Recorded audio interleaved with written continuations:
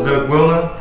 Glad to meet you now around the kitchen table. I hope you're all comfortably sitting around, and with a click and play, you would have opened up our first chapter on our topic, the life of Jesus. We're looking at chapter 1. Chapter 1, as you open it up, you can see the beginning of John's Gospel. It says, in the beginning was the Word, and the Word was with God. So we're going to be looking at the topic of the Gospel's overview. And the interesting thing here is that the Gospel of John begins with an amazing statement. The Word of God, the Creator, has come to be part of His creation, became flesh and dwelt among us. This is the Gospel of God who's come among us. Every time that we celebrate Christmas, we actually are remembering that God has come to be with us and among us. And that is the gospel. What is the gospel? Have a look at this side of the page. You can have a bit of a read about the gospel. And it's interesting that it actually is a connection of two words that's put together. I'll let you have a read of that.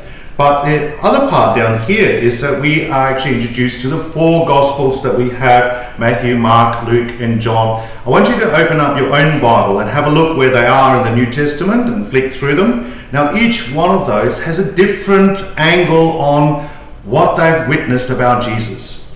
Matthew, Mark, Luke are very similar. John is quite often, in many places, very different, simply because he takes a different approach to what he saw. And if you read these passages, you can find out what it is that was particular for them to say, that is what I noticed, this is what was important for me. The same way that when we think about the relationships with our own people in our family, let's say, or our friendships, each one of us would have a different angle on what's important about that relationship.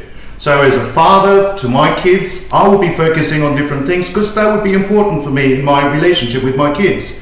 My wife would have a different angle, and the same sort of thing that you have Matthew, Mark, Luke, and John looking at different things. Matthew, for instance, was very particular about, is this Jesus connected to the prophecies of the Old Testament? Whereas John looks at the mystery of, hey, if this Messiah, this Christ, this sent one from God, and that's what Christ actually means, the anointed one of God, if he is now here, what's the evidence? And so there's a lot on the miracles that Jesus performed because each one of those miracles pointed back, this is the Messiah. I want to show you something. This is one of the oldest Bibles that I have that's very important for me. This is my grandfather's Bible. It's written in old German script. So I have to pay a lot of attention to try and figure this one out because it's written in a very different style to maybe your modern Bible as you read it now. But it goes way back to the earliest. This is a Hebrew Bible. So this is what Hebrew looks like. The Old Testament was written in Hebrew. And you can see they use very different script. The New Testament is written in Greek. And this is what Greek looks like. This is a Greek Bible.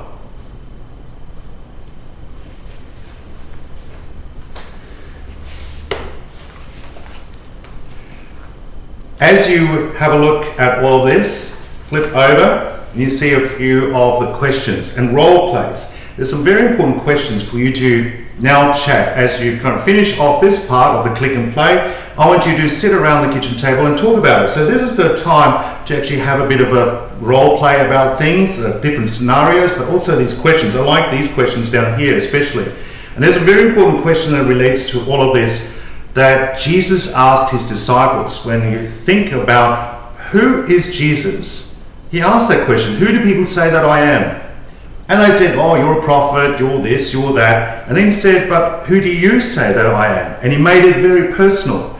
And confirmation is really about that question, but who do you say that I am? And so we're starting a process now to say, well, this Jesus, what I'm learning about is my friend.